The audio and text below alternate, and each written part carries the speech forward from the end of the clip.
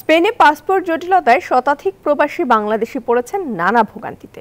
সমস্যা সমাধান না হলে রেসিডেন্ট কার্ড হারাবেন বৈধভাবে বসবাস করা অনেক প্রবাসী। অবৈধ প্রবাসীদের বৈধতার প্রক্রিয়া জটিল হয়ে পড়বে, ফলে রেমিটেন্স প্রবাহে পড়বে এর প্রভাব। অন্তর্বর্তী সরকারের কাছে ভুক্তভোগীদের দাবি দ্রুত সমস্যা সমাধান করার। স্পেন থেকে প্রতিনিধি শাহাদুল সুহেদের প্রতিবেদন। অভিবাসন আইন সহজ থাকায় দক্ষিণ ইউরোপের বৃহত্তম দেশ স্পেন অভিবাসন প্রত্যাশীদের অন্যতম প্রধান গন্তব্য।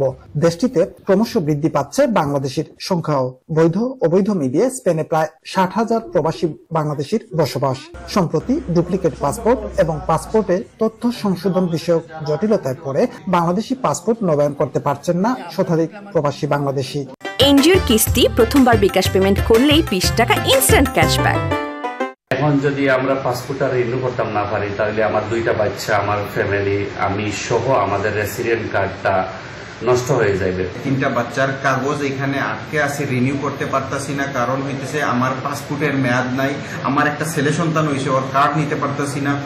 এখন এই সারা ইউরোপে পাসপোর্ট সংকটের কারণে অনেকের কাগজ নাই, অনেকে অবৈধ হয়ে পড়ছে।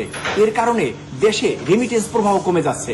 মাদ্রিদস্থ বাংলাদেশ দূতাবাসের শ্রম কল্যাণ কাউন্সিলর মোহাম্মদ মুতাসিমুল ইসলাম জানালেন, বিষয়টি বাংলাদেশে সংশ্লিষ্ট মন্ত্রণালয়ে জানানো হয়েছে।